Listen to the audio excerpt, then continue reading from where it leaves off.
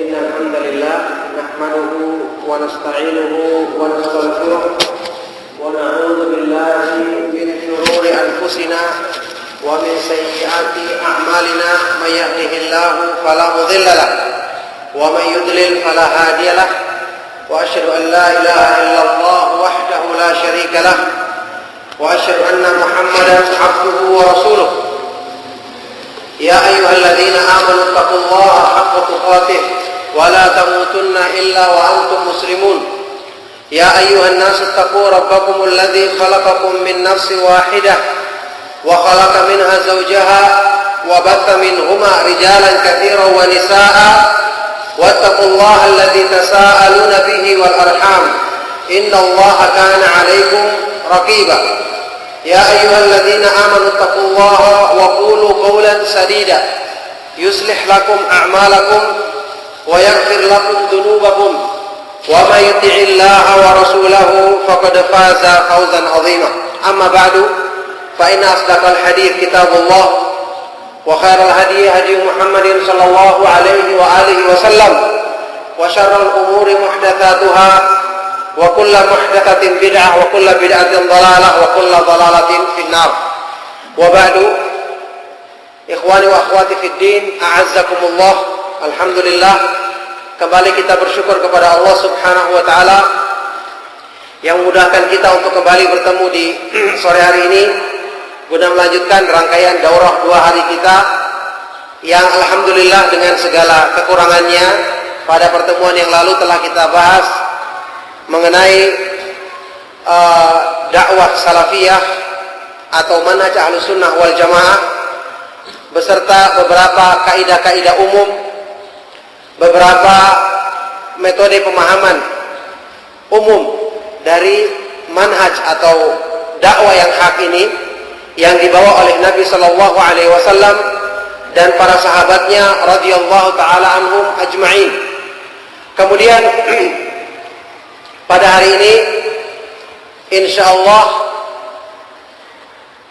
saya akan menambahkan beberapa permasalahan yang berhubungan dengan metode pemahaman dakwah salafiyah atau dakwah ahlus sunnah wal jamaah dari keterangan yang disampaikan oleh Syekh Muhammad bin Jamil Zainu, salah seorang pengajar dan ulama yang terkenal yang mengajar di Darul Hadith Al Khairiyah yang ada di Mekah, dalam kitab beliau Minhajul Firqatin Najiyah.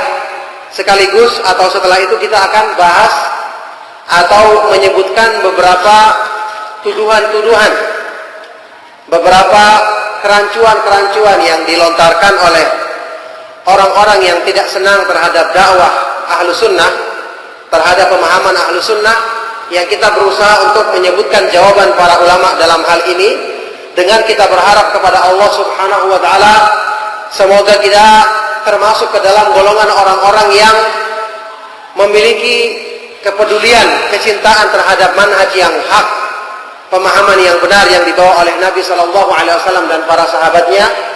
Kita berharap semoga Allah Subhanahu wa taala menjadikan kita termasuk golongan orang-orang yang berusaha mengikutinya, membelanya, karena sudah kita ketahui mencintai kebenaran adalah wajib hukumnya. Demikian pula mencintai orang-orang yang membawa kebenaran.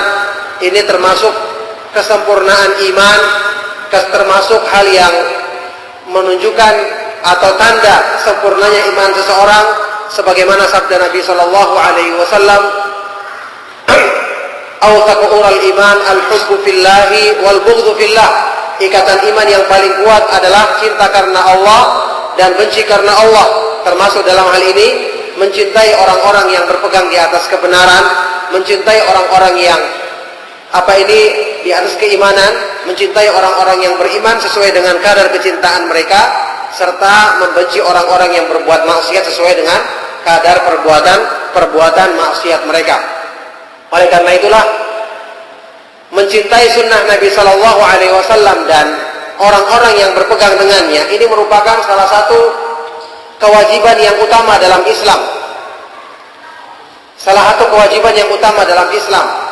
Ali bin Abi Thalib radhiyallahu taala anhu dalam sebuah athar yang sahih setelah menjelaskan tentang keutamaan ilmu, keutamaan mempelajari petunjuk Allah Subhanahu wa taala dan ciri-ciri orang-orang yang pantas dikatakan sebagai ahlul ilmi, ulama yang memahami Al-Quran dan Sunnah Nabi Sallallahu Alaihi Wasallam.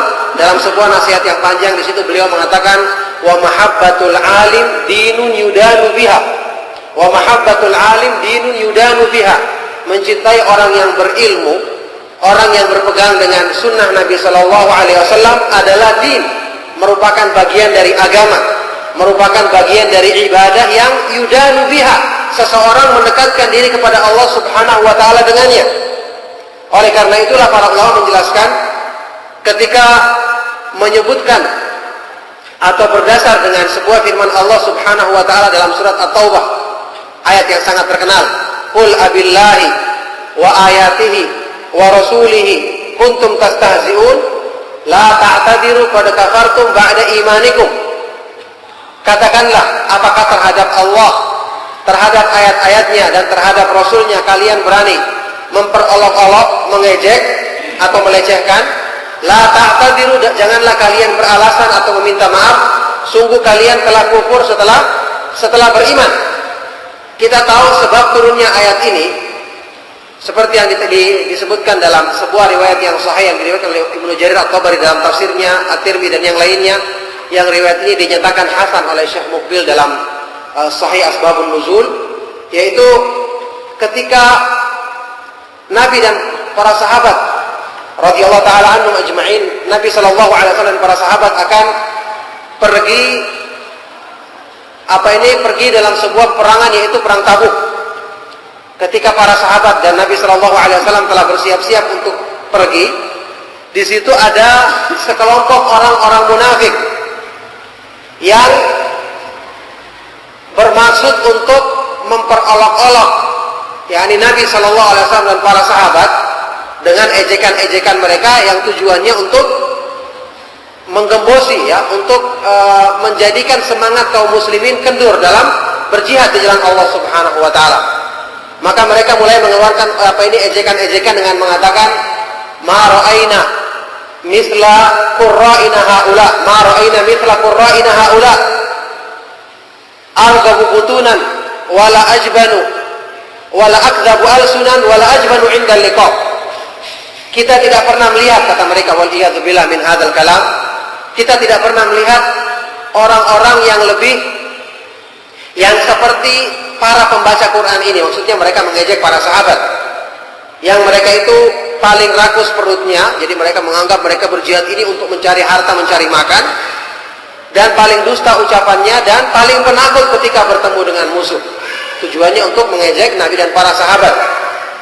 Kemudian salah seorang sahabat yang mendengar ucapan ini mengatakan, wallahi la ukhbiranna Rasulullah sallallahu alaihi wasallam, demi Allah aku akan memberitakan ucapanmu ini kepada Nabi sallallahu alaihi wasallam. Ternyata wahyu Allah Subhanahu wa taala telah turun, yaitu firman Allah dalam surat At-Taubah tadi. Allah Subhanahu wa taala berfirman, qul abillahi wa ayatihi wa rasulihi kuntum tastahzi'un la ta'tadiru qad kafartum ba'da imanikum. Apakah terhadap Allah, ayat-ayatnya dan terhadap Rasulnya kalian berani memperolok-olok, mengejek? Janganlah kalian kufur, karena sungguh kalian, janganlah kalian beralasan meminta maaf, karena sungguh kalian telah kufur setelah beriman. Ayat ini diterangkan oleh para ulama, diambil istinbat oleh sebagian dari para ulama, bahwa mencela ayat Al-Quran, termasuk janji dan ancaman Allah surga dan neraka, memperolok-olok sunnah Nabi Shallallahu Alaihi Wasallam atau satu hadis yang sahih, ini hukumnya kufur dalam agama. Kufur dalam agama termasuk mencela seseorang, meremehkan seseorang yang berpegang dengan sunnah karena sunnahnya. Orang yang berpegang dengan agama karena agamanya, ini bisa kufur hukumnya dalam agama Islam. Na'udzubillahi min dzalik. Lain kalau ada orang yang membenci seseorang, mungkin karena akhlaknya yang buruk, meskipun dia mungkin mengenal sunnah tapi akhlaknya buruk, dibenci karena itu, ini tidak ada masalah. Artinya tidak sampai pada tingkatan tadi karena akhlaknya. Tapi kalau dia membencinya karena berpegangnya dia dengan sunnah, berpegangnya dengan kebenaran, maka ini hukumnya kufur. Na'udzubillahi min dzalik. Oleh karena itulah, hati-hati dalam bersikap, hati-hati dalam mengucapkan ucapan-ucapan yang terkadang seseorang mengucapkannya tanpa ilmu, sehingga dia terjerumus ke dalam penyimpangan yang sangat jauh yang mungkin tidak disadarinya. Dalam hadis riwayat Bukhari Muslim, Rasulullah Shallallahu Alaihi Wasallam pernah bersabda, Innal abda la yatakallamu bi kalimatin min sakhatillahi la yulki laha balan yahwi biha fi jahannam. Sungguh seseorang itu ada yang mengucapkan satu ucapan yang mendatangkan kemurkaan Allah, padahal dia tidak memperhitungkan akibat ucapan tersebut, yang dengan itu dia terjerumus ke dalam neraka jahanam. Ini kalimat-kalimat kufur, kalimat-kalimat yang kadang-kadang diucapkan tanpa sadar, termasuk dalam bab ini. Dan ini sekaligus kita menjawab, ada sebagian orang yang mengatakan dakwah Ahlussunnah itu cuma memberikan perhatian kepada masalah-masalah yang merupakan kulitnya agama, bukan intinya. Mereka yang dibahas cuma masalah berpegang dengan sunnah, masalah keharusan memakai pakaian yang syar'i, tidak isbal, ya tidak melewati mata kaki. Yang mereka bahas cuma masalah hukumnya memakai jenggot misalnya, dan seterusnya. Sementara masalah-masalah inti agama yang mereka maukan dengan inti agama itu adalah menegakkan negara Islam, menegakkan hukum sesuai dengan pemahaman mereka, tentu saja dikatakan ini sebagai intinya agama. Nah, ini kata para ulama, ini termasuk ucapan yang sangat berbahaya. Berbahaya sekali ucapan seperti ini. Kenapa demikian? Kalau sampai mereka maksudkan dengan kata-kata intinya agama dan kulitnya agama, maksudnya adalah kalau intinya agama itu memang dipentingkan, kalau kulitnya tidak perlu dipentingkan, maka ini berbahaya akibatnya. Sebuah hadis yang sahih dari Nabi Shallallahu Alaihi Wasallam yang di situ ada perintah dari Allah Subhanahu Wa Taala, kemudian dikatakan sebagai sesuatu yang bersifat kulit yang tidak penting. Nah, ini bahaya sekali. Ini bisa termasuk ke dalam golongan orang-orang yang disebutkan dalam Al-Quran, Ahlul Kitab, afatu'minuna bi ba'dil kitab wa takfuruna bi ba'd. Apakah kalian beriman terhadap sebagian dari kitab dan kufur terhadap yang lainnya? Tidak mungkin Allah Subhanahu wa taala menurunkan satu syariat yang sampai disampaikan oleh Nabi sallallahu alaihi wasallam, dinukil oleh para ulama dalam kitab-kitab hadis, bahkan kitab hadis yang terkenal seperti Sahih Bukhari dan Muslim, kemudian dianggap itu sebagai permasalahan sepele, cuma kulit-kulitnya agama, bukan intinya agama. Na'udzubillahi min dzalik. Maka agama tidak ada yang kulit dan tidak ada yang inti. Semua ibadah itu disyariatkan untuk meningkatkan keimanan. Orang yang melaksanakannya semakin sempurna imannya. Cuma nanti ada yang merupakan kesempurnaan iman yang wajib, ada yang merupakan kesempurnaan iman yang sifatnya istihbab, anjuran. Tentu saja berbeda di antara keduanya. Tapi tidak boleh kemudian kita menganggap ini sebagai sesuatu yang diremehkan, apalagi dianggap sebagai kulit. Ini termasuk perbuatan yang bisa menjadikan seseorang itu kufur karena meremehkan sesuatu yang bersumber dari petunjuk Allah Subhanahu wa taala dan petunjuk Rasulnya sallallahu alaihi wasallam. Dzalika bi annahum karihu ma anzalallahu fa ahbata a'malahum. Yang demikian itu karena mereka orang-orang kafir membenci apa yang diturunkan oleh Allah Subhanahu wa taala, sehingga Allah menjadikan binasa dan batal amal-amal perbuatan mereka.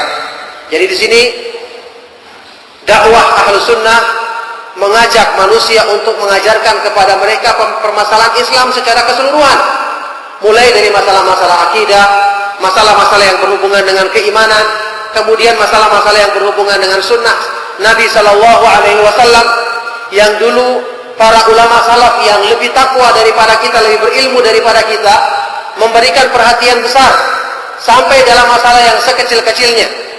Sahabat yang mulia Abdullah ibn Umar radhiyallahu taala anhuma terkenal dalam masalah perhatian mengikuti sunnah Nabi Sallallahu Alaihi Wasallam sampai dalam masalah yang sekecil-kecilnya, sampai pun dalam masalah yang kadang-kadang hukumnya tidak ada anjurannya khusus.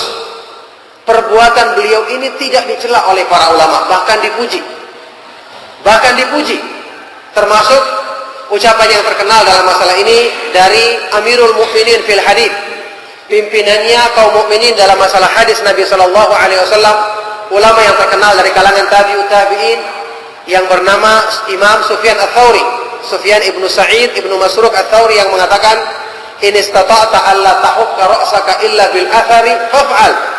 Kalau kamu mampu untuk tidak menggaruk kepalamu kecuali dengan mengikuti athar, mengikuti sunnah Nabi sallallahu alaihi wasallam, maka lakukanlah.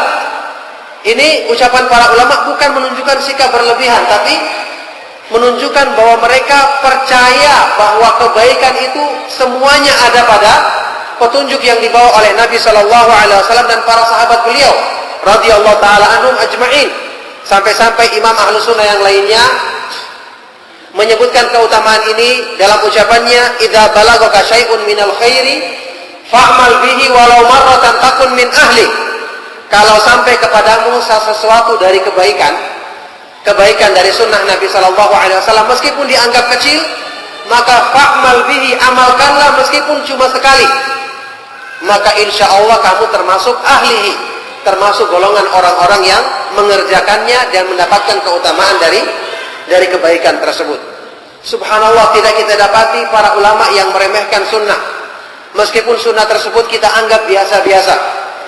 Kita tahu Imam Ahmad bin Hanbal waktu luput daripada beliau sunnah Nabi sallallahu alaihi wasallam tentang perbuatannya Nabi sallallahu alaihi wasallam waktu menuju lapangan salat Id pada waktu hari raya, yaitu beliau yukhalifut thariq, yakni menempuh jalan yang berbeda antara pergi dan pulangnya.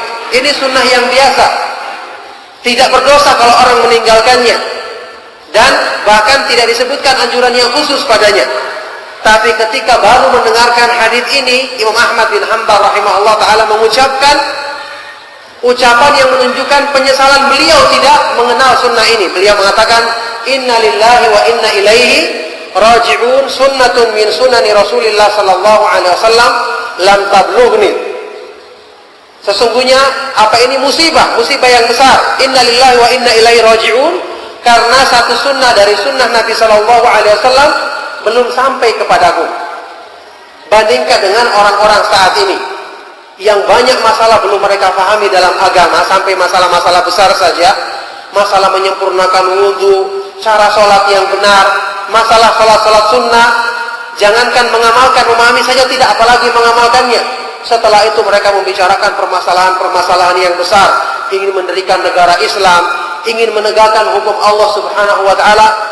Ini bukannya kita meremehkan hal tersebut. Kita semua mengatakan wajib menegakkan hukum Allah di dunia ini. Tetapi kalau dalam hukum Allah yang kecil saja belum bisa dilaksanakan untuk dirinya sendiri, bagaimana dia bisa mengamalkan hukum Allah dalam satu negara yang demikian besarnya? Bagaimana dia bisa nantinya ditegakkan padanya hukum Allah untuk, misalnya kalau dia mencuri dipotong tangannya, kalau berzina dirajam. Kalau dalam masalah yang kecil saja, masalah berwudu, masalah yang berhubungan dengan amalan-amalan kecil belum bisa ditegakkannya, maka ini adalah satu hal yang aneh. Oleh karena itulah Syekh Al-Albani dalam ucapannya yang terkenal sering mengulangi ucapan yang sangat beliau ulang-ulangi ketika membicarakan masalah yang berhubungan dengan hukum Allah. Beliau mengatakan, aqim daulatal islamiyah fi qulubikum tuqam lakum ala ardikum. Dirikan dulu negara Islam dalam hatimu, maka nanti niscaya Allah akan mendirikannya di negerimu. Kalau negara Islam hukum Allah belum tegak dalam hatimu, pengagungan terhadap sunnah belum muncul dalam hati seorang muslim, bagaimana mungkin Allah subhanahu wa ta'ala akan tegakkan hukum tersebut di tanah air mereka. Oleh karena itulah, menegakkan hukum Allah justru dimulai dari diri sendiri. Tidak mungkin Allah akan menjadikan pemimpin kita seperti Umar ibn Khattab, Abu Bakar As-Siddiq kalau masyarakatnya seperti kita. Kalau masyarakatnya seperti para sahabat, seperti Utsman ibn Affan, Ali bin Abi Thalib, orang-orang yang bertakwa radhiyallahu taala anhum ajma'in, para tabi'in, orang-orang yang ibadahnya mereka luar biasa, di malam hari, siang harinya mereka menuntut ilmu sunnah, baru jadi pimpinannya seperti itu. Adapun kalau masyarakatnya seperti kita, maka seperti kata para ulama, kama takunu yuwalla alaikum, sebagaimana keadaan kalian, maka demikian pula, begitulah keadaan pimpinan kalian. Nah, ini adalah salah satu pembahasan yang menunjukkan kepada kita bahwa terkadang ucapan-ucapan yang terlontar tanpa kita sadari itu bisa menjerumuskan seseorang tanpa disadari dari jalan Allah Subhanahu wa taala dan memalingkannya sejauh-jauhnya. Oleh karena itulah sekali lagi kita ingin menyebutkan syubhat-syubhat yang dilontarkan seputar dakwah salafiyah sekaligus jawaban-jawaban ringkas tentang masalah ini, karena kita yakin bahwasanya Allah Subhanahu wa taala menurunkan petunjuknya kepada nabinya sallallahu alaihi wasallam yang kemudian disampaikan dengan lengkap dan jelas oleh beliau di hadapan para sahabatnya, yang kemudian diamalkan dengan sebaik-baiknya oleh para sahabat Nabi sallallahu alaihi wasallam, sehingga mereka direkomendasikan dalam Al-Qur'an dan sunnah Nabi sallallahu alaihi wasallam sebagai sebaik-baik umat yang menegakkan agama Allah Subhanahu wa taala di bumi ini. Ya, beberapa metode pemahaman Ahlus Sunnah wal Jamaah atau golongan yang selamat yang diterangkan dalam kitab ini.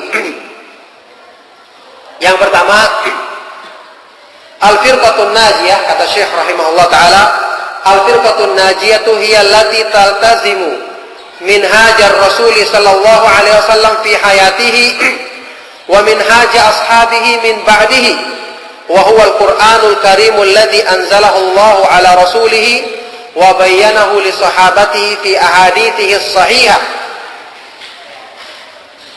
Golongan yang selamat Ahlus Sunnah wal Jamaah adalah mereka yang selalu berpegang teguh, berkomitmen terhadap metode pemahaman Rasulullah sallallahu alaihi wasallam dalam hidup beliau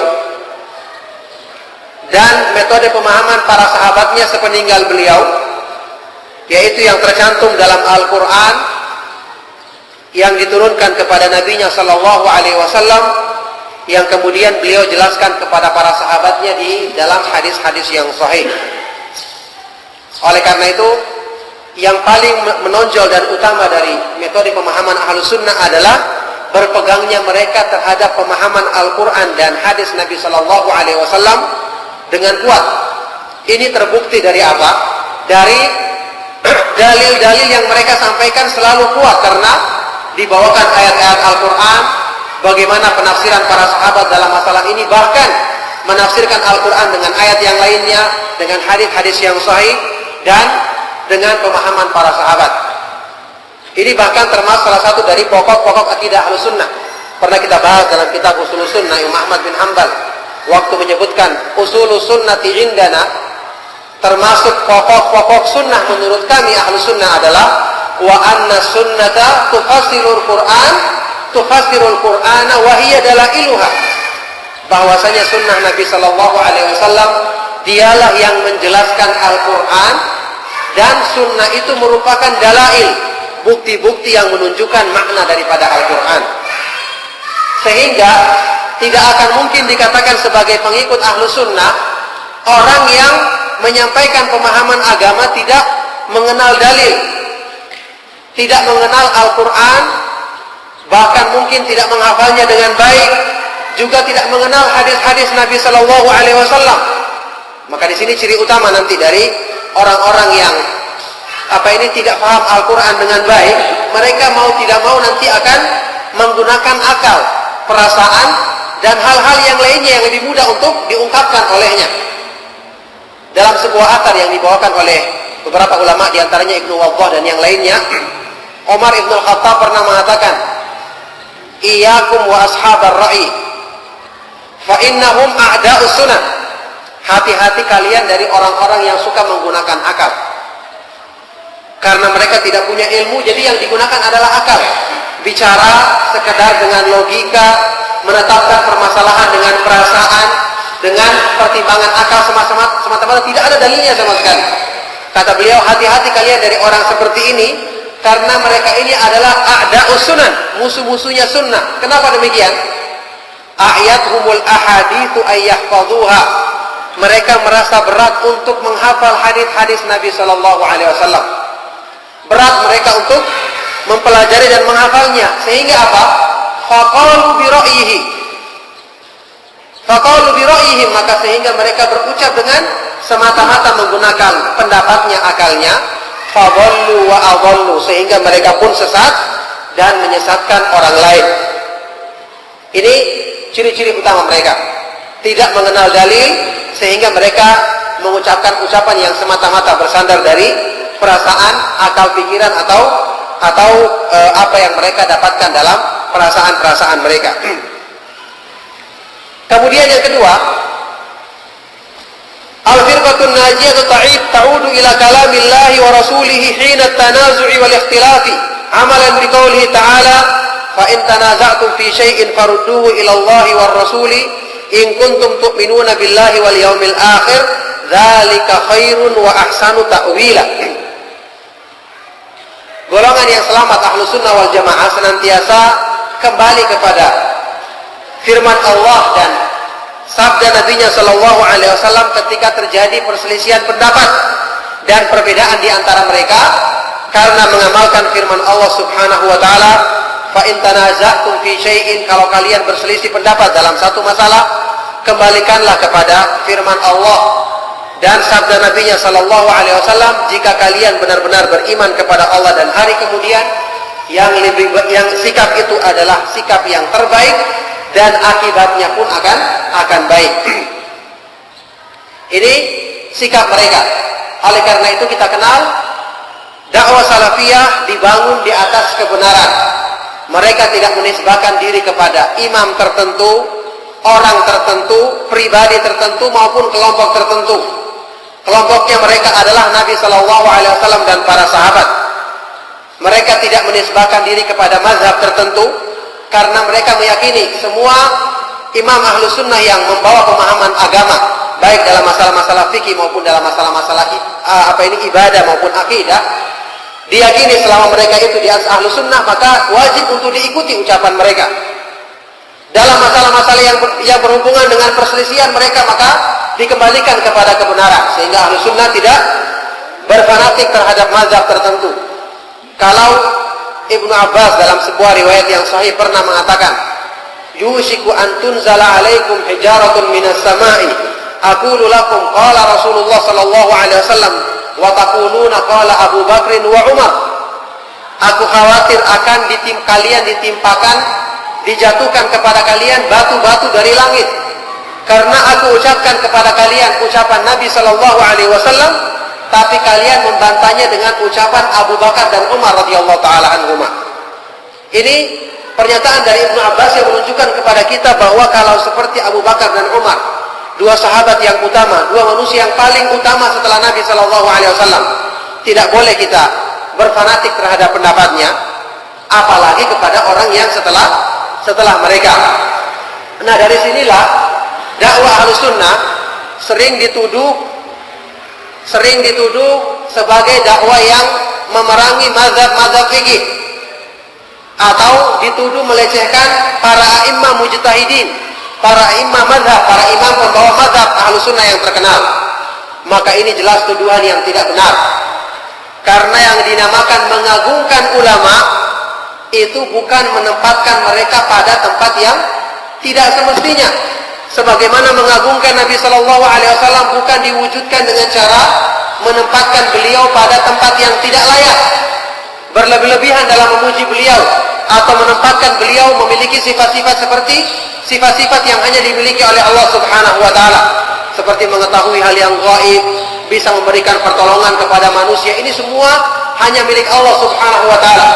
Rasulullah Shallallahu Alaihi Wasallam pernah bersabda dalam sebuah hadis sahih riwayat Imam Bukhari, la tuturuni kama ataratin nasara ibna Maryam fa inna ma ana abdun faqulu abdullahi wa rasuluh. Janganlah kalian mengagungkan aku secara berlebihan sebagaimana orang-orang Nasrani mengagungkan Nabi Isa bin Maryam, karena sesungguhnya aku ini adalah hamba Allah, maka ucapkanlah hamba Allah dan Rasulnya.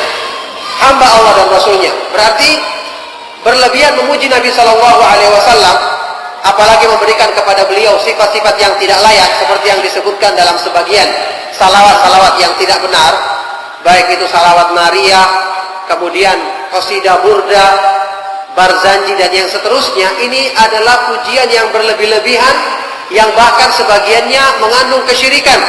Ini tidak dikatakan memuji Nabi Shallallahu Alaihi Wasallam dan mengagungkan beliau dengan membaca salawat-salawat tersebut, karena ini bertentangan dengan petunjuk Nabi Shallallahu Alaihi Wasallam dalam hadis sahih riwayat Imam Bukhari, Nabi Shallallahu Alaihi Wasallam ditanya oleh para sahabat, ya Rasulullah, qad alimna kaifa nusallimu alaika wa kaifa nusalli alaik.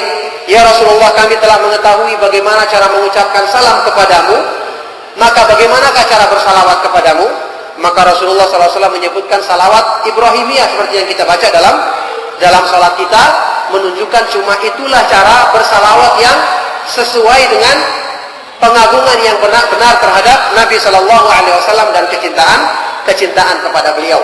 Oleh karena itu, Anas bin Malik radhiyallahu taala anhu pernah mengatakan, lam yakun ahadun ahabba ila ashabin Nabi sallallahu alaihi wasallam minhu sallallahu alaihi wasallam. Tidak ada seorang pun yang paling dicintai oleh para sahabat melebihi kecintaan mereka kepada Nabi sallallahu alaihi wasallam. Walam yakumu hina ra'awhu lima arafu karahiyatahu lidzalik. Tapi bersamaan dengan itu mereka tidak pernah berdiri kalau Nabi sallallahu alaihi wasallam datang kepada mereka. Kenapa? Karena mereka tahu Nabi sallallahu alaihi wasallam membenci perbuatan tersebut. Bayangkan, ketika datang Nabi, berdiri adalah penghormatan. Dan para sahabat adalah orang yang paling mencintai beliau. Tapi mereka tidak melakukan ini. Kenapa? Karena mereka tahu Nabi Shallallahu Alaihi Wasallam tidak suka dihormati dengan cara seperti itu. Karena ini merupakan penghormatannya orang-orang kafir yang dilarang dalam Islam. Nah, inilah pengagungan yang sebenarnya. Pengagungan adalah dengan menempatkan beliau sesuai dengan tempat yang Allah tempatkan. Sesuai dengan kedudukan beliau sebagai hamba Allah dan Rasulnya. Tidak dengan cara berlebihan. Maka demikian pula menghormati para ulama ahlu sunnah, bukanlah dengan berfanatik menempatkan mereka seperti orang yang tidak pernah salah sama sekali. Dan ini adalah perkara yang antum ketahui semua tentang kesepakatan dari para imam ahlu sunnah, imam pembawa madhab, yang mereka bersepakat untuk melarang para pengikutnya untuk bertaklid, berfanatik buta terhadap pendapat-pendapat mereka. Dan ini adalah nukilan-nukilan yang insya Allah sebagian besar dari antum telah mengetahuinya, ucapan dari beberapa imam ahlus sunnah seperti Imam Syafi'i radhiyallahu rahimahullah taala yang mengatakan, ajma'al muslimuna ala annahu man istabanat lahu sunnatun an Rasulillah sallallahu alaihi wasallam falam yahilla lahu an yada'aha liqauli ahad. Telah bersepakat semua orang muslim bahwa barang siapa yang telah jelas di hadapannya satu sunnah dari Nabi sallallahu alaihi wasallam, maka tidak halal baginya untuk meninggalkan sunnah itu karena mengikuti ucapan siapapun. Jadi Imam Syafi'i tidak pernah menyuruh pengikutnya untuk berfanatik terhadap pendapat beliau. Imam Malik bin Anas dalam ucapannya yang terkenal pernah mengatakan, laisa ahadun ba'dan nabiy sallallahu alaihi wasallam illa wa yu'khadhu min qawlihi wa yutrak illa nabiy sallallahu alaihi wasallam. Tidak ada seorang pun setelah wafatnya Nabi sallallahu alaihi wasallam kecuali bisa diambil ucapannya kalau benar dan ditinggalkan kalau salah, kecuali Nabi Shallallahu Alaihi Wasallam yang diambil semua ucapannya. Ini adalah kesepakatan mereka. Oleh karena itu, seperti yang saya bahas pada pertemuan yang lalu, para ulama kita butuhkan untuk memahami agama. Orang yang berlebih-lebihan, dan sekali lagi saya katakan, senantiasa pemahaman ahlus sunnah itu bersifat wasat, di tengah-tengah. Wa kadzalika ja'alnakum ummatan wasata. Demikianlah kami jadikan kalian sebagai umat yang selalu bersikap adil di tengah-tengah, tidak berlebih-lebihan dan tidak kurang. Orang-orang yang berlebih-lebihan, kelompok yang ekstrim mengatakan kita tidak butuh ulama sama sekali, kita bisa berijtihad dengan diri kita sendiri. Ini adalah orang-orang yang tidak tahu diri, baru belajar agama, baca kitab saja, bahasa Arab saja masih terbata-bata, mengatakan kita bisa berijtihad sendiri. Dengan apa mereka pahami Al-Quran? Padahal mereka sendiri mungkin tidak paham Al-Quran, baru baca satu kitab, dua kitab, sudah mengatakan bisa berijtihad sendiri. Dan ini terjadi, banyak yang seperti itu. Mereka akhirnya menyampaikan Al-Quran dan Sunnah Nabi Sallallahu Alaihi Wasallam dengan penafsiran-penafsiran yang aneh, penafsiran-penafsiran yang tidak pernah kita dengarkan dari para ulama Ahlus Sunnah. Yang sampai kemudian mereka mengatakan tidak perlu membaca tafsir, tidak perlu membaca syarah hadis, mereka pahami sendiri. Ini kelompok yang gulu ekstrim. Yang kedua, kelompok yang berlebihan sampai berfanatik dengan mengatakan bahwa wajib untuk kita mengikuti ucapan semua imam yang kita kagumi, yang kita pilih dalam semua permasalahan agama. Tidak boleh kita keluar dari mazhab tersebut seolah-olah imam tersebut adalah Nabi Shallallahu Alaihi Wasallam yang tidak mungkin keliru ucapannya. Ini juga ekstrim. Ahlussunnah wal Jamaah mereka di tengah-tengah. Mereka mengatakan para ulama ini kita butuhkan karena mereka itu telah mendahului kita dalam ilmu. Karena mereka lah orang-orang yang memenuhi syarat untuk memahami Al-Quran dan Sunnah Nabi Shallallahu Alaihi Wasallam. Tapi kita tidak berfanatik dengan orang tertentu. Kita melihat jika terjadi perselisihan pendapat di kalangan mereka, kita melihat yang paling dekat kepada kebenaran, yang paling kuat dalilnya, itulah yang kita ikuti. Karena kita menjadikan mereka sebagai perantara, sedangkan tujuan kita adalah memahami hukum-hukum Allah dalam Al-Quran dan Sunnah. Bukan dibalik, Al-Quran dan Sunnah yang menjadi perantara, sementara tujuannya adalah ucapan imam yang dikagumi. Ini tidak dibenarkan dan ini adalah keliru. Yang benar adalah menjadikan hukum Allah sebagai tujuan, dan adapun sarana atau perantara memahaminya adalah keterangan dari para ulama Ahlus Sunnah. Ini manhaj atau metode pemahaman mereka yang berikutnya. Kemudian berikutnya, al-firqatun najiyatu ta'tabiru tauhid wa huwa ifradullah ta'ala, ifradullah bil ibadati wa huwa ifradullah bil ibadati kad-du'a wal isti'anati wal istighatsati waqta syiddati war raha'i wal dhabhi wan nadri wat tawakkuli wal hukmi bima anzalallahu wa ghairi dzalika min anwa'il ibadati allati hiya al-asasul ladzi tubna alaihi daulatul islamiyatus sahihatu. Golongan yang selamat Ahlus Sunnah wal Jamaah adalah orang-orang yang memberikan perhatian besar kepada masalah tauhid, masalah akidah Islam yang benar, yaitu tauhid, mengesahkan Allah, mengkhususkan Allah dalam beribadah, baik ibadah yang lahir maupun batin, seperti doa, salat, kemudian meminta pertolongan dalam keadaan susah maupun lapang, menyembelih, bertawakal, berhukum, dan jenis-jenis ibadah yang lainnya yang ini merupakan landasan yang dibangun di atasnya daulah Islamiyah, negara Islam yang sahih. Inilah cara dakwanya Nabi Shallallahu Alaihi Wasallam. Beliau berdakwah di Mekah selama 13 tahun, memperbaiki masalah akidah, sampai-sampai syariat tentang sholat saja turunnya itu di akhir-akhir periode Mekah sebelum hijrah ke Madinah. Ini merupakan landasan, sampai pun jihad disyariatkan adalah untuk menegakkan tauhid kepada Allah Subhanahu wa taala. Allah berfirman dalam Al-Qur'an, "Wa qatiluhum hatta la takuna fitnatun wa yakuna ad-dinu lillah." Perangilah mereka orang-orang kafir hatta la takuna fitnah, supaya tidak terjadi lagi fitnah. Semua ulama ahli tafsir mengatakan fitnah itu adalah syirik, kesyirikan dan kekufuran. Jadi supaya tidak muncul lagi kesyirikan, kekufuran di muka bumi ini, dan sehingga agama itu semata-mata menjadi milik Allah Subhanahu wa taala. Jadi inilah tujuannya jihad dalam Islam, menegakkan tauhid kepada Allah Subhanahu wa taala. Bukan ditujukan semata-mata mendirikan atau merebut kekuasaan yang kemudian setelah itu terjadi penyimpangan-penyimpangan dalam agama.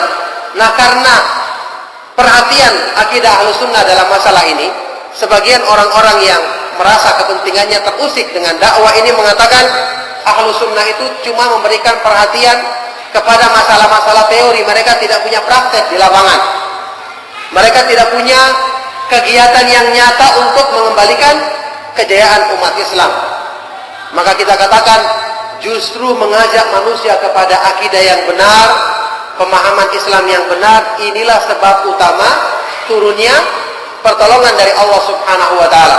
Allah sendiri yang menyatakan dalam Al-Qur'an bahwa sebab utama yang menjadikan gentarnya musuh-musuh Islam menghadapi kaum muslimin adalah karena kesyirikan yang ada pada diri mereka. Allah berfirman dalam Al-Qur'an, "Sanulqi fi qulubil ladzina kafaru ru'ba bima asyraku billahi ma lam yunazzil bihi sultana." Kami akan masukkan ke dalam hatinya orang-orang kafir akan masukkan ke dalam hatinya orang-orang kafir ar-ru'b, perasaan gentar, perasaan takut menghadapi orang-orang yang beriman. Apa sebabnya? Bima asyraku billahi, karena mereka menyekutukan Allah, berbuat syirik dengan sesuatu yang Allah tidak turunkan dalil tentangnya. Perhatikan, kesyirikan adalah sebab gentarnya musuh-musuh Islam. Ketika kaum muslimin memiliki akidah yang kuat, maka semua orang akan takut kepada mereka. Para sahabat Nabi Shallallahu Alaihi Wasallam, karena kuatnya mereka berpegang dengan akidah Islam, dengan tauhid, maka orang-orang kafir yang bergabung dengan orang-orang munafik di zaman mereka tidak berani berhadapan langsung. Allah berfirman dalam Al-Quran, la yuqatilunakum jami'an illa fi quram muhassanatin aw min wara'i judur. Mereka tidak berani berperang menghadapi kalian meskipun mereka bersama-sama. Kecuali apa? Illa fi quram muhassana, kecuali yang mereka berani lakukan adalah berperang dari dalam kota yang tertutup benteng atau dari balik tembok beraninya. Tidak berani berhadapan langsung. Bahkan Nabi Shallallahu Alaihi Wasallam menyebutkan ini salah satu di antara keistimewaan yang Allah jadikan kepada kaum muslimin kalau mereka berpegang dengan tauhid. Dalam hadis riwayat Bukhari Muslim yang dibawakan dalam penafsiran ayat ini oleh Ibnu Katsir dalam tafsirnya, Rasulullah Shallallahu Alaihi Wasallam bersabda, "U'titu khamsan lam yu'tahunna ahadun minal anbiya'i qabli." Aku diberikan 5 perkara oleh Allah Subhanahu wa taala yang belum pernah diberikan kepada nabi-nabi sebelumku. Di antara yang 5 ini, kata Nabi Shallallahu Alaihi Wasallam, "Nusirtu birru'bi masirata syahrin." Aku ditolong oleh Allah Subhanahu wa taala dengan rasa getar yang Allah masukkan ke dalam hati musuh-musuhku. Sejarak berapa? Masirata syahrin, sejarak sebulan perjalanan.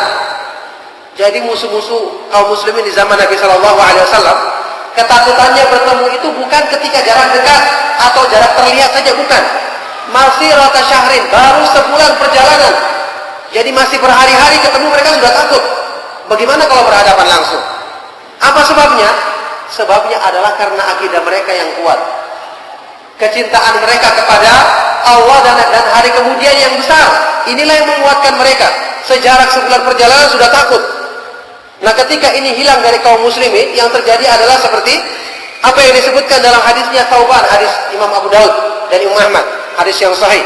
Ketika Rasulullah SAW bersabda, "Yusiku antada alaikumul akalatu kama tada'al antada alaikumul umamu kama tada'al akalatu ila qas'atiha." Dikhawatirkan kalian akan dikeroyok, dikepung oleh umat-umat musuh-musuh kalian sebagaimana orang-orang yang mengepung hidangan makanan.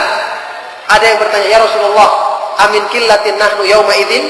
Apakah karena sedikitnya jumlah kami pada waktu itu? Nabi SAW mengatakan, "Bal antum yauma idzin katsir." Bahkan jumlah kalian pada waktu itu adalah paling mayoritas, besar jumlahnya. Walakinnakum gutha, tapi kualitas kalian cuma seperti buih. Ini jumlah yang banyak tidak dilandasi dengan akidah yang kuat, seperti buih, tidak ada artinya. Ketika terjadi hal ini, kata Nabi Shallallahu Alaihi Wasallam, beliau bersabda pada waktu itu, "Walayanzi'annallahu min suduri aduwikumul mahabata minkum, walayaktifanallahu fi qulubikumul wahn." Sungguh-sungguh pada waktu itu Allah Subhanahu wa taala akan mencabut dari dada, dari hati musuh-musuh kalian ketakutan yang sebelumnya ada dalam hati mereka, dan Allah akan masukkan ke dalam hati kalian penyakit al-wahn, yaitu hubbud dunia wa karahiyatul maut, cinta kepada dunia dan takut kepada kematian. Nah, di sini Nabi Shallallahu Alaihi Wasallam menyebutkan pengaruh daripada akidah yang kuat adalah menimbulkan rasa gentar di dalam musuh-musuh kaum muslimin, yang mana ketika akidah yang kuat tersebut telah hilang, yang terjadi adalah ketakutan tersebut dicabut dari hati-hati mereka sehingga mereka berani melecehkan kaum muslimin dan berani untuk menindas serta menganiaya mereka. Nah, oleh karena itulah justru dakwah kepada tauhid merupakan satu-satunya harapan yang menjadi sebab turunnya pertolongan dari Allah Subhanahu wa taala. Oleh karena itu tidak akan mungkin satu jamaah, satu umat akan ditolong oleh Allah Subhanahu wa taala kalau mereka tidak memberikan perhatian kepada masalah akidah, masalah menegakkan tauhid kepada Allah Subhanahu wa taala. Tidak mungkin. Allah hanya menjanjikan kekuatan, pertolongan bagi orang-orang yang berpegang dengan keimanan yang benar, dengan akidah dan menjauhi perbuatan syirik. Makanya Allah berfirman dalam Al-Qur'an, wa'adallahu alladhina amanu minkum wa 'amilus solihati la yastakhlifannahum fil ardi kama istakhlafanna alladhina min qablihim wa la yumakkinanna lahum dinahum alladzi irtadha lahum wa la yubaddilannahum min ba'di khaufihim amna ya'budunani la yusyrikuna bi syai'a. Sungguh Allah telah berjanji kepada orang-orang yang beriman di antara kamu dan orang-orang yang melaksanakan amalan soleh dengan 3 janji. Pertama, Allah akan menjadikan mereka penguasa di muka bumi sebagaimana Allah jadikan pada orang-orang sebelum mereka. Yang kedua, Allah akan mengokohkan agama yang telah Allah ridhai bagi mereka. Dan yang ketiga, Allah akan menggantikan ketakutan mereka dengan keamanan. Allah berfirman, ya'budunani la yusyrikuna bi syai'a. Keadaannya mereka, orang-orang yang mendapatkan janji ini, mereka adalah orang-orang yang senantiasa beribadah kepadaku semata-mata dan tidak menyekutukanku. Ini jelas firman Allah dalam surat An-Nur yang menggambarkan orang-orang yang mendapatkan janji Allah tersebut hanyalah muwahhidin, orang-orang yang menegakkan tauhid kepada Allah Subhanahu wa taala, orang-orang yang menegakkan akidah yang benar, keimanan yang benar. Makanya dalam sebuah athar yang sahih yang diriwayatkan oleh Imam Ahmad dalam kitab Az-Zuhud, yang ini insyaallah pernah saya sampaikan di pengajian, ketika terjadi di zamannya Utsman ibnu Affan, para sahabat yang diutus oleh beliau untuk berjihad menaklukkan salah satu negeri di Eropa. Di antara para sahabat yang hadir pada waktu itu adalah sahabat yang mulia Abu Darda Uwaimir radhiyallahu taala anhu. Seorang tabi'in yang meriwayatkan kisah ini yang bernama Jubair ibnu Nufair. Beliau adalah seorang tabi'in yang terkenal yang hadisnya juga diriwayatkan atau dikeluarkan oleh Bukhari dan Muslim dalam sahih keduanya. Setelah menyampaikan kisah terjadinya jihad kaum muslimin dengan musuh-musuh mereka, yang kaum muslimin dengan pertolongan dari Allah bisa membuat kocar-kacir pasukan musuh sehingga negeri tersebut bisa direbut. Waktu itu setelah selesai peperangan, kata Jubair bin Nufair, aku melihat Abu Darda dan para sahabat yang lainnya terduduk menangis setelah mereka menang. Ini aneh menurut dia. Harusnya kalau orang menang itu ya berpesta, langsung rame-rame, bergembira. Ini malah menangis. Sehingga dia datang kepada Abu Darda. Dia bertanya, ya Abu Darda, ma yubkika fi yaumin a'azzallahu fihi al-islam wa ahlah. Wahai Abu Darda, apa sebabnya kamu menangis pada hari yang Allah muliakan Islam dan kaum muslimin, Islam dan pemeluknya, kaum muslimin? Maka Abu Darda mengatakan, wahai ya Jubair, celaka engkau wahai Jubair. Kalau kamu tidak paham sebabnya, kamu celaka. Beliau mengatakan, wahai ya Jubair, celaka engkau wahai Jubair bin Nufair. Ma ahwanal khalqa 'ala Allahi idza hum taraku amrahu. Apakah kamu tidak menyaksikan bagaimana hinanya, rendahnya manusia di hadapan Allah kalau mereka sampai meninggalkan perintahnya, meninggalkan syariatnya.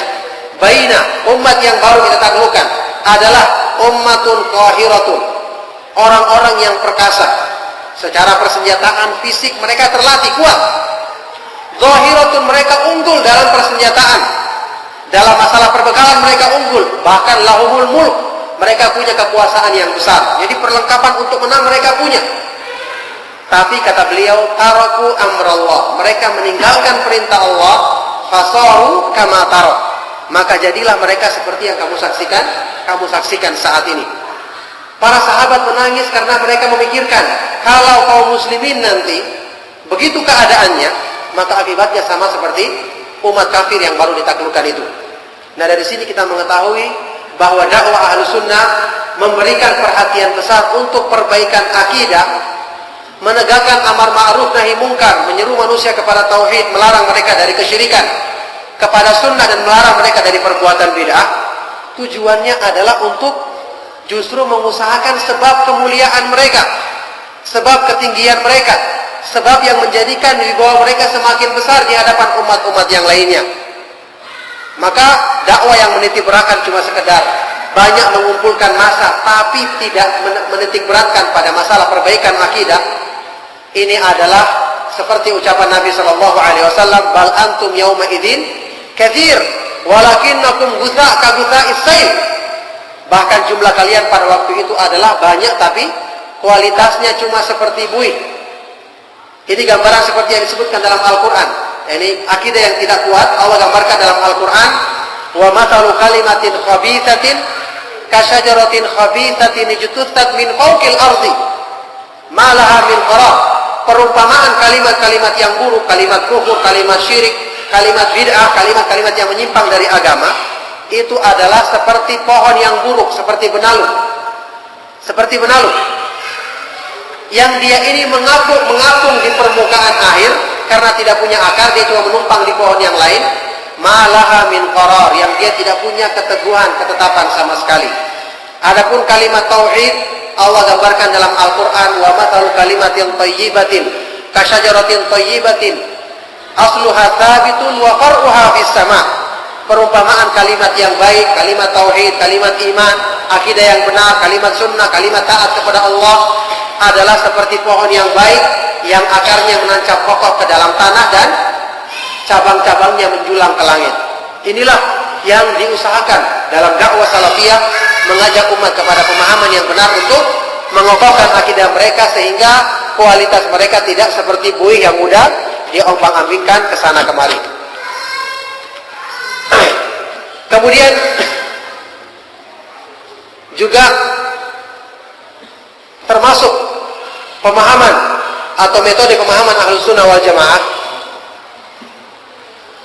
al-firqatun najiyatu ta'muru bil ma'ruf wa tanha 'anil munkari fahiya tunkiru turuqal mubtada'ata wal ahzabal haddamata allati farraqatil ummata wabta'adat fid dini wabtada'at fid dini wabta'adat an sunnati Rasulillah sallallahu alaihi wasallam wa ashabihi. Golongan yang selamat Ahlus Sunnah wal Jamaah, akidah atau dakwah salafiyah, selalu memerintahkan kepada kebaikan, menegakkan amar ma'ruf dan melarang dari kemungkaran, menegakkan nasihat di kalangan kaum muslimin, mengingkari cara-cara pemahaman yang bid'ah, kelompok-kelompok yang merusak, yang memecah belah umat, yang mereka itu berbuat bid'ah dan menjauhkan diri dari sunnah Nabi Sallallahu Alaihi Wasallam dan pemahaman para sahabatnya. Amar ma'ruf nahi munkar, antum ketahui, amar ma'ruf nahi munkar ini merupakan tanda utama, ciri utama yang menjadikan umat Islam ini dikatakan sebagai umat yang terbaik. Kuntum khaira ummatin ukhrijat linnasi ta'muruna bil ma'ruf wa tanhauna 'anil munkar. Kalian adalah umat yang terbaik yang dikeluarkan kepada manusia. Yang kalian itu memerintahkan kepada kebaikan dan melarang dari kemungkaran. Maka umat Islam ini dikatakan sebagai umat yang terbaik kalau mereka menegakkan tanda tersebut, ciri-ciri tersebut. Makanya Umar ibn Khattab radhiyallahu taala anhu sewaktu menafsirkan ayat ini, beliau mengatakan apa? Beliau mengatakan, man arada ayyakuna min hadhil ummati falyuaddi syartallahi fiha. Barang siapa yang ingin termasuk ke dalam golongan umat yang terbaik ini, maka hendaknya dia menunaikan syarat yang Allah sebutkan dalam ayat tadi, menegakkan amar ma'ruf nahi munkar. Begitu agungnya tiang Islam yang kokoh ini, yang agung ini, amar ma'ruf nahi munkar. Sebagian orang mengatakan bahwasanya melakukan amar ma'ruf nahi munkar, memerintahkan orang kepada tauhid dan melarang dari syirik, ini termasuk memecah belah kaum muslimin. Dan ini termasuk salah satu tuduhan yang mereka sampaikan kepada dakwah salafiyah. Maka subhanallah, alangkah rendahnya ucapan tersebut. Kabulat kalimatan takhruju min afwahihim. Alangkah kejinya ucapan yang diucapkan oleh lidah-lidah mereka. Bagaimana mungkin syariat Islam yang agung yang menjadikan umat Islam ini sebagai umat terbaik dikatakan sebagai pemecah belah? Justru dakwah kepada tauhid, amar ma'ruf nahi munkar adalah yang menyatukan kaum muslimin. Karena Allah Subhanahu wa taala sewaktu menyebutkan persatuan dalam Al-Qur'an, Allah senantiasa menyebutkan landasan persatuan tersebut Wa'tasimu bihablillahi jami'an wa la tafarraqu. Hendaknya kalian berpegang dengan tali Allah secara bersama-sama dan jangan berpecah belah. Bersatu diperintahkan dalam ayat ini, bersatu di atas tali Allah, bukan sekedar berkumpul.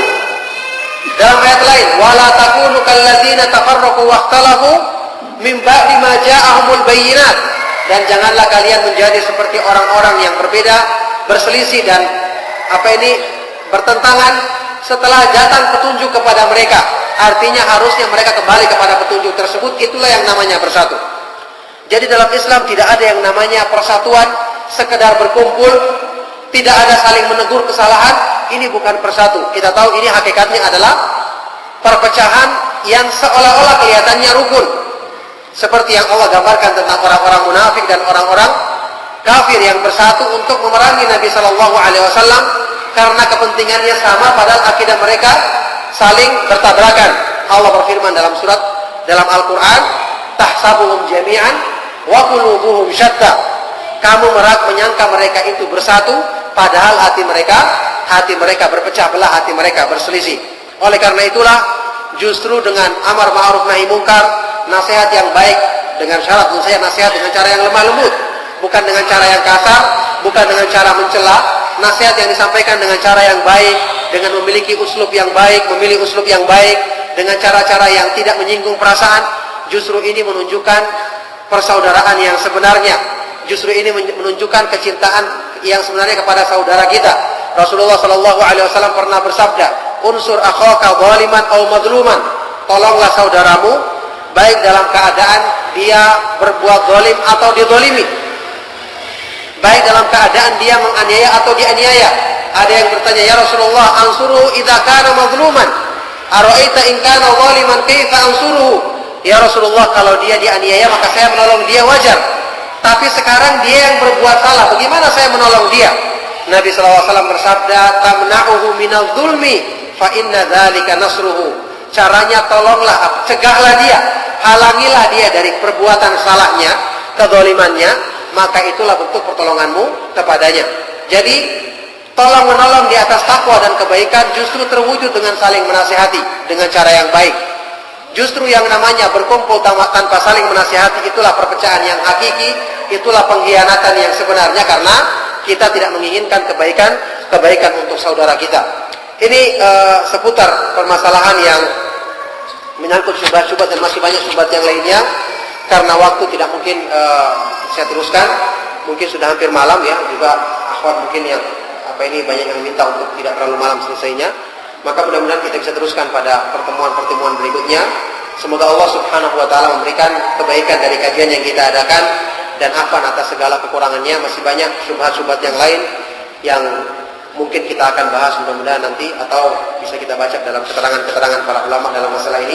Saya cukupkan, afwan atas segala kekurangannya. Sallallahu wasallam wa barak ala nabiyina Muhammadin wa ala alihi wa ashabihi wa man tabi'ahum bi ihsan ila yaumil qiyamah wa akhiru da'wana alhamdulillahi rabbil alamin. Subhanakallahumma wa bihamdika asyhadu an la ilaha illa anta astaghfiruka wa atubu ilaik. Mungkin ada pertanyaan satu atau dua, kita kasih kesempatan, silakan.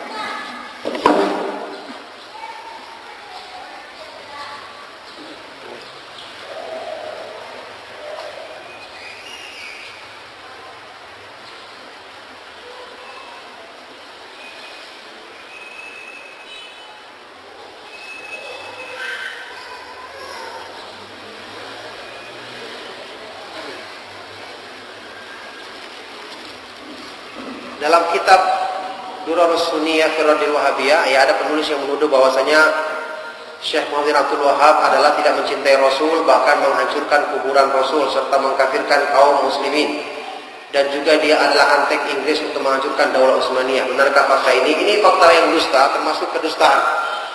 Tidak mencintai Rasul Shallallahu Alaihi Wasallam, bagaimana mungkin sedangkan dia mengatakan wajib membaca salawat dalam sholat? Ini adalah tuduhan keji mereka.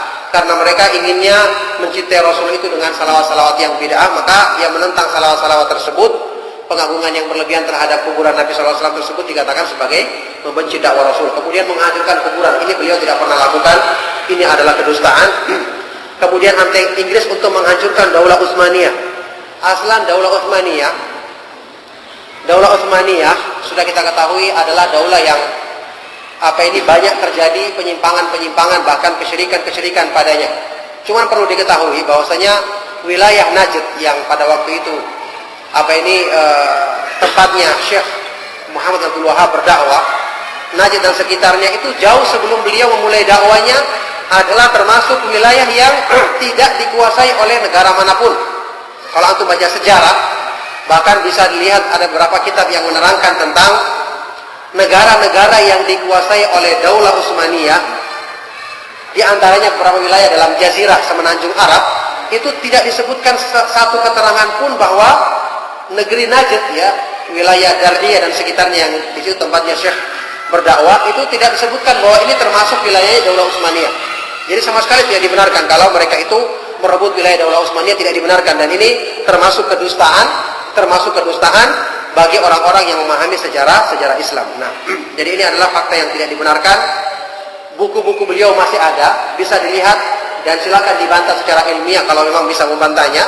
Buku-buku yang beliau tulis adalah isinya Al-Quran, hadis Nabi Shallallahu Alaihi Wasallam, kemudian athar para sahabat. Meskipun ada pendapat-pendapat masalah fikih juga yang diperselisihkan, atau kita katakan pendapat yang lemah, tapi dalam masalah-masalah akidah kita tahu beliau adalah di atas akidah Ahlussunnah wal Jamaah, sehingga beliau bukan cuma sebagai dai, tapi dinobatkan oleh banyak ulama Ahlussunnah sebagai salah seorang mujaddid, ya, pembaharu Islam di abad ke-20. Bagaimana dalam masalah tabdid, takfir dan tafsik, sudah pernah terangkan juga keterangan ini, bahwasanya tabdid, takfir dan tafsik itu adalah perkara yang hendaknya kita berhati-hati dan tidak mudah menghukumi seseorang sebagai orang kafir, ahlul bid'ah atau fasik, kecuali dengan dalil-dalil yang nyata.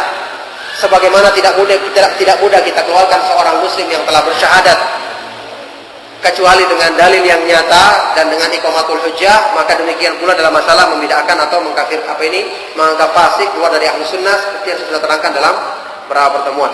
Apakah setiap orang yang menyelisih sunnah dapat dicap mubtadi, dan bagaimana kaidah seorang disebut ahlul bid'ah? Iya, seperti saya katakan tadi, masalah takfir dan secara umum masalah memahami nas-nas yang bersifat ancaman itu sama hukumnya.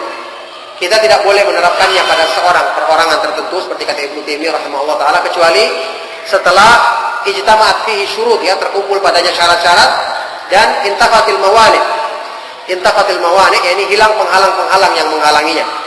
Maka tidak setiap orang yang berbuat bid'ah dikatakan sebagai ahlul bid'ah, karena mungkin dia tidak paham, apalagi kalau permasalahan tersebut bukan masalah yang disepakati, atau bahkan termasuk masalah-masalah yang mungkin sebagian orang menganggapnya bid'ah, sebagiannya tidak menganggap demikian. Maka dalam masalah ini Ahlus Sunnah adalah para ulama Ahlus Sunnah mencontohkan sikap yang tengah-tengah. Mereka tidak berlebihan dalam sikap keras, juga tidak berlebihan dalam sikap lunak. Jadi dua kelompok ini keliru. Satunya terlalu keras, ekstrim, dan mencap semua orang yang bukan golongannya sebagai ahlul bid'ah. Ada juga orang yang kedua terlalu lunak, sehingga merangkul semua tanpa melihat bid'ah yang ada pada mereka dan tanpa berusaha mengingkari kebid'ahan tersebut. Apakah tahdzir bisa dilakukan pada setiap ahlul bid'ah? Tahdzir dalam artian memperingatkan kesalahan. Memperingatkan kesalahan bisa kita lakukan, dan ini tentu saja tingkatannya sesuai dengan memperhatikan kondisi yang ada, termasuk kondisi ahlul bid'ah tersebut. Apakah dia termasuk orang yang pantas disikapi, ditahdzir dengan keras, atau cukup ditahdzir dengan cara kepada orang-orang tertentu.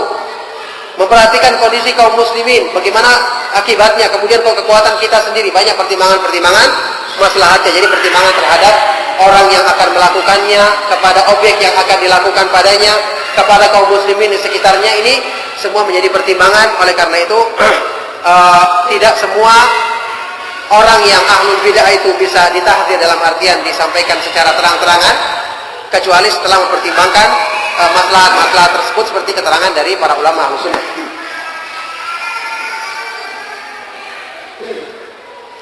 Ada kelompok yang menganggap Saudi Arabia itu negeri kafir karena mereka membantu Amerika. Apakah ini betul? Membantu dalam masalah apa? Kalau Nabi SAW pernah ditunjukkan jalan oleh orang musyrik, apakah Nabi SAW juga musyrik karena membantu dalam urusan duniawi? Jawabannya tidak. Nabi SAW dulu berdagang dengan orang-orang kafir dalam artian urusan dunia, tidak dalam masalah-masalah agama. Nah, orang yang mengatakan Saudi Arabia kafir, kemudian dia tinggal di negeri mana dia? Dia tinggal di negeri mana? Apakah ada negeri yang lebih bagus Islamnya dibandingkan Saudi Arabia? Dia sendiri tinggal di negeri mestinya lebih kafir lagi kalau dia sampai mengatakan Arab Saudi kafir. Kalau begitu katakan sama dia, kenapa tinggal di Indonesia? Kenapa tidak keluar bikin negeri sendiri di tengah lautan supaya jadi negeri Islam sendiri? Maka orang-orang seperti ini adalah termasuk orang-orang yang terpengaruh pemahaman Khawarij dan mendapatkan banyak syubhat dari berita-berita yang dikuasai oleh orang-orang kafir. Mereka mungkin tidak pernah kenal Saudi, cuma dengar berita dari koran, dari televisi atau dari sumber-sumber berita yang lainnya. Mereka mengaku membenci orang-orang kafir, padahal justru termakan dengan berita-berita dan makar-makar mereka untuk memecah belah kaum muslimin.